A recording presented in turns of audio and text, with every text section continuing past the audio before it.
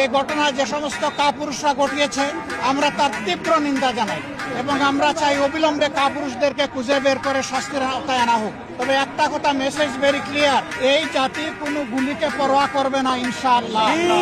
আমরা কোনো গুলির তোয়াক্কাও করি না।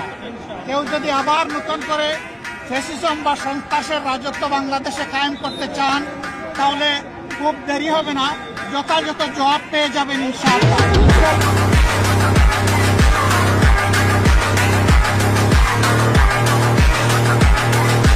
এই ঘটনা যে সমস্ত কাপুরুষরা ঘটিয়েছে আমরা তার তীব্র নিন্দা জানাই এবং আমরা চাই অবিলম্বে কাপুরুষদেরকে খুঁজে বের করে শাস্তির আওতায় আনা হোক। তবে একটা কথা, মেসেজ ভেরি ক্লিয়ার, এই জাতি কোনো গুলিকে পরোয়া করবে না ইনশাআল্লাহ। আমরা কোনো গুলির তোয়াক্কাও করি না।